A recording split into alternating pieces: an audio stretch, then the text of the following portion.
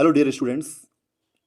Welcome to all on my YouTube channel Summer English World. आज हम देखते हैं सेक्शन सी ग्रामर। आप सबकी जो क्वेश्चन बैंक है उस क्वेश्चन बैंक में क्वेश्चन नंबर 7 आज हम उसको सॉल्व करते हैं ग्रामर को। तो सबसे पहले क्वेश्चन नंबर 7 में आप देख रहे हैं स्क्रीन पर आपको एक क्वेश्चन दिख रहा है, ये fill in the blanks any 5। Students, आप क्वेश्चन बैंक में से बहुत अच्छे तरीके से प्रैक्टिस करें क्योंकि क्वेश्चन आपके यहीं से ही आएंगे।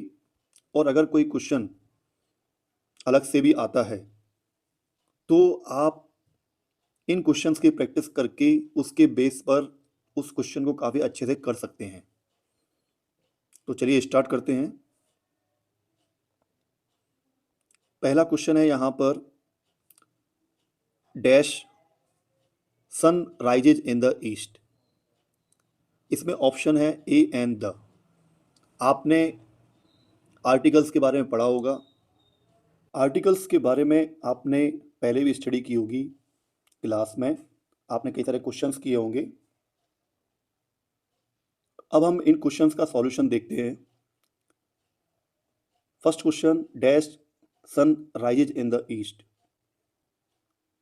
तो यहाँ पर ए एंड द में से द आएगा क्योंकि कुछ चीज़ें जो यूनिक होती हैं, जैसे सन जैसा कोई और नहीं है, तो उसके आगे हम विशेष चीज़ों के आगे द का प्रयोग करते हैं।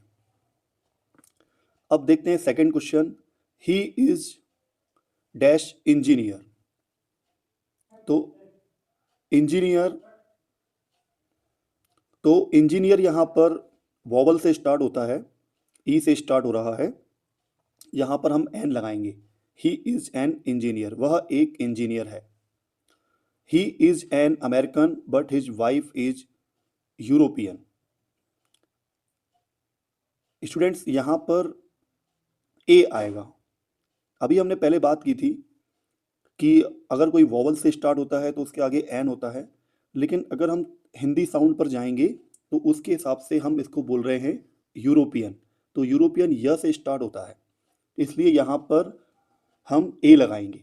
अब थोड़ा सा इसमें एक और चीज़ देख लेते हैं जो हमने साइड में लिख दी है। जब भी आप आर्टिकल्स को करें तो थोड़ा आप हिंदी साउंड पर भी ध्यान दें। अगर कोई भी इंग्लिश का वर्ड अ से लेकर अह तक साउंड से ऐसा कोई वर्ड स्टार्ट हो तो हम एन का यूज करते हैं। और अगर कोई वर्ड इंग्लिश का क से ज्ञ तक इस अल्फ़ाबेट से स्टार्ट होता है तो हम ए का यूज करते हैं। अब जैसे कि हमने देखा इसमें ई साइलेंट था, इसको हम यूरोपियन पढ़ते हैं, इसलिए य से स्टार्ट होता है और ये क से ज्ञ के अंदर आता है, इसलिए हम इसमें ए का प्रयोग करते हैं। चलिए और एग्जाम्पल को देखते हैं। फोर्थ नंबर क्वेश्चन है, honesty is dash best policy. अब आप ये देख रहे हैं यहाँ पे द आएगा क्योंकि जब भी कोई सुपरलेटिव डिग्री होती है, बेस्ट, वर्स्ट, इस टाइप की, तो उसके आगे द का प्रयोग किया जाता है। यहाँ पर बेस्ट के आगे द का प्रयोग किया। फिर है इसमें he is dash S D O, यहां पर एन आएगा।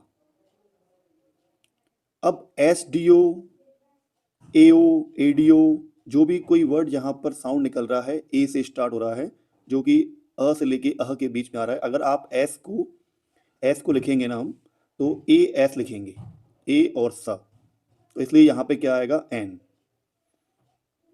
फिर है she bought dash umbrella because it was raining. तो अम्ब्रेला जो है अ से स्टार्ट हो रहा है, इसलिए यहाँ पे क्या आएगा, an. She bought an umbrella because it was raining. She is dash best player in the team, फिर से बेस्ट आ गया, इसे सुपरलेटिव डिग्री बोलते हैं। जब भी किसी वर्ड के बाद में ई एस टी आएगा और अगर वो सुपरलेटिव डिग्री होगा तो उसके आगे हरदम द का प्रयोग किया जाता है।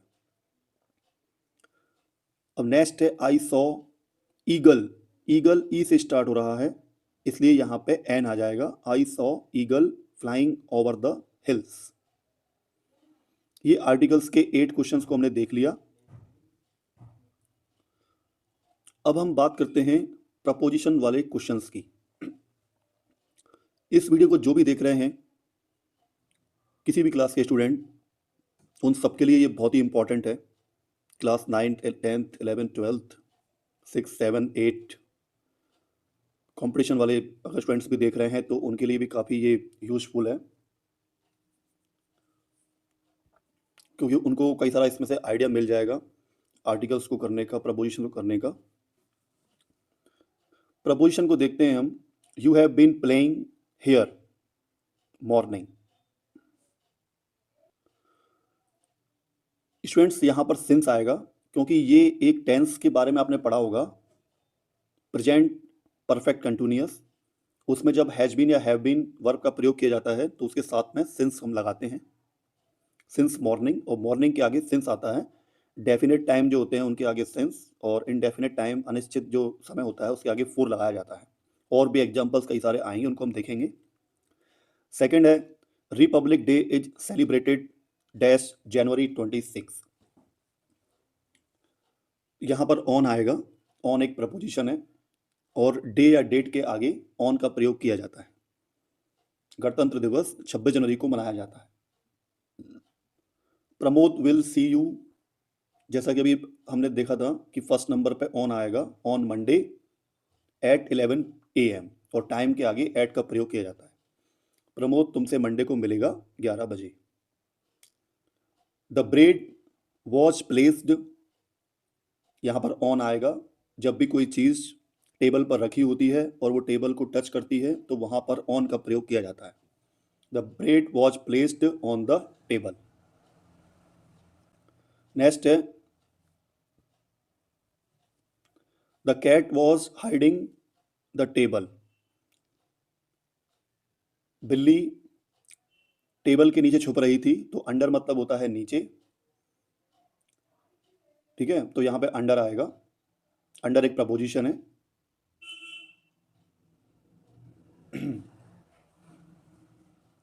इसके बाद I will call at your house some time, यहाँ पर इन आएगा, इन द इवनिंग, क्योंकि in the evening, in the morning, इस तरीके से प्रपोजिशन यूज की जाती है। I will call at your house some time, मैं कभी कभी आपसे आपके घर पर शाम को मिलूंगा। ही डिवाइडेड द केक, यहाँ पर इनटू आएगा, 4 इक्वल पार्ट्स। जब भी हम किसी चीज़ को डिवाइड करते हैं तो वहाँ पे इनटू का प्रयोग किया जाता है। उसने केक को 4 पार्ट्स में डिवाइड किया, इनटू। नेक्स्ट है इसमें the children hid the table during the game. बच्चे टेबल के नीचे छुप रहे थे, छुपे, इससे यहाँ पे अंडर आएगा। आई होप आपको ये सब समझ में आ रहा होगा। अगर आपको ये वीडियो समझ में आती है तो चैनल को सब्सक्राइब करें और वीडियो को शेयर और लाइक ज़रूर करें, ताकि आपके और भी साथी इसको देख पाएँ, उनकी भी तैयारी अच्छी हो पाए। इसी के साथ में आप एक दूसरा चैनल मैथ का, summer maths world and summer education world को भी सब्सक्राइब कर लीजिए। आगे चल के उस चैनल पर भी काफ़ी सारे वीडियोस सब्जेक्ट के आने वाले हैं, तो आपको सॉल्यूशन मिलता रहेगा, ताकि आपकी तैयारी अच्छी हो, आपके अच्छे मार्क्स आएँ और आपकी अच्छी परसेंटेज बने और आप बहुत कामयाब हो आगे। चलिए अब देखते हैं tense. We were making kites when my father, यहाँ पे अराइव्ड आएगा, क्योंकि पहला सेंटेंस जो है वो प्रेजेंट पास्ट कंटिन्यूअस का है। अगर कोई सेंटेंस पास्ट कंटिन्यूअस का पहले होता है तो पीछे भी पास्ट से रिलेटेड कोई सेंटेंस बनना चाहिए, इसलिए यहाँ पर अराइव्ड आएगा।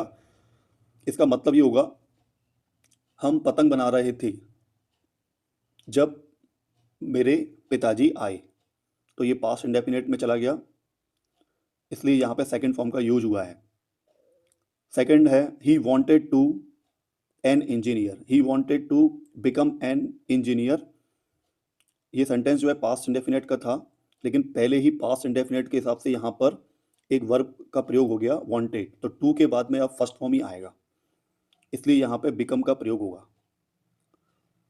क्योंकि दो दो वर्ब आपकी एक जैसी नहीं हो सकती, और टू के बाद हरदम वर्ब की फर्स्ट फॉर्म आती है।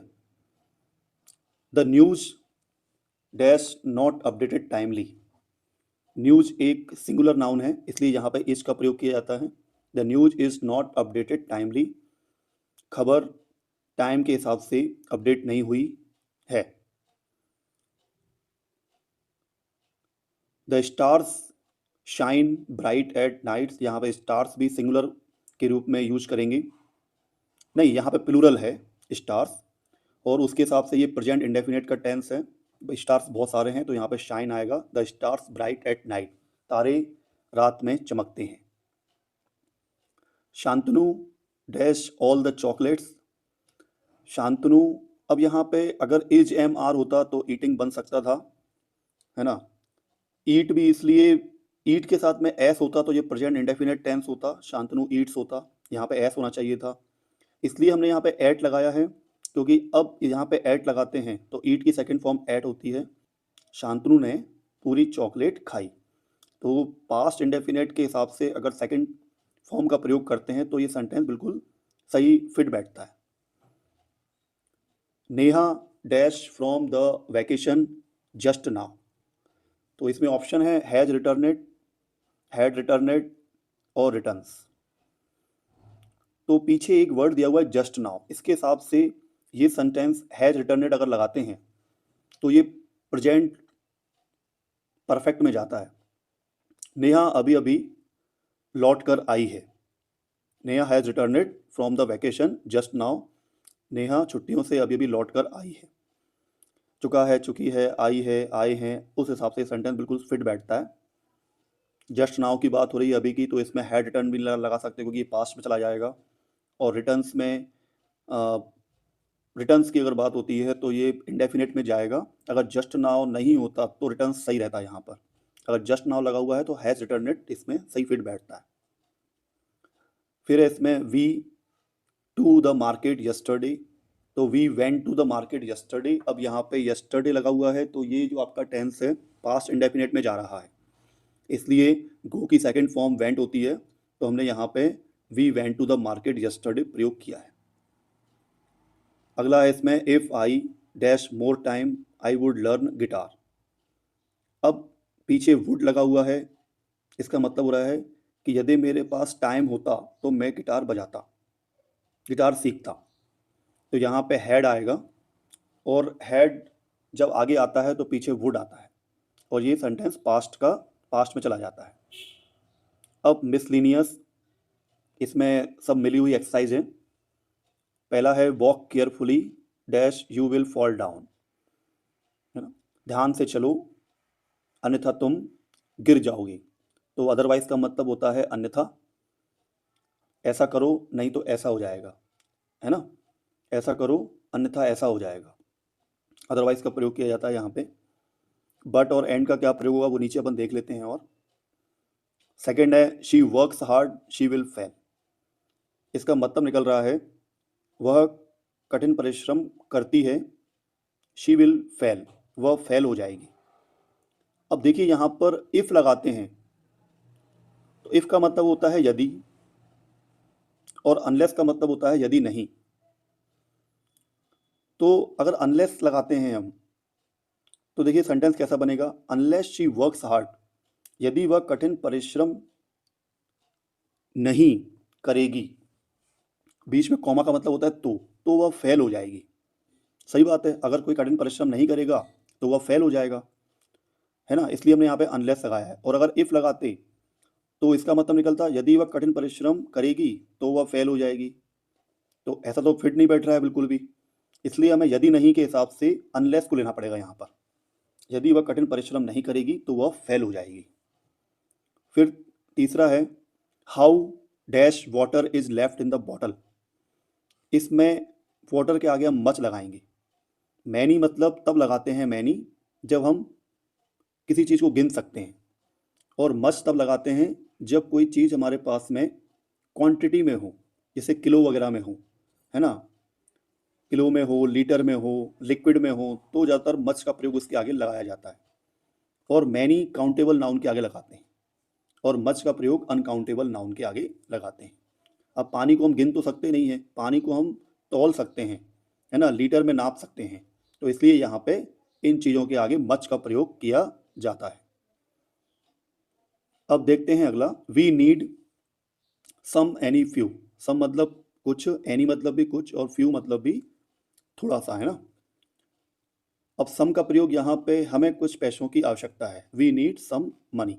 सम का प्रयोग पॉजिटिव वाक्यों में किया जाता है, और एनी का प्रयोग ज़्यादातर नेगेटिव वाक्यों में किया जाता है, और फ्यू का भी एक अलग प्रयोग होता है, वो आगे हम देख सकते हैं। अब फिफ्थ वाला है, dash I take your pen. तो यहाँ पर अगर हम मे लगाते हैं, may I take your pen, तो मे का प्रयोग तब किया जाता है जब हम किसी से कोई निवेदन करते हैं, रिक्वेस्ट करते हैं पोलाइटली,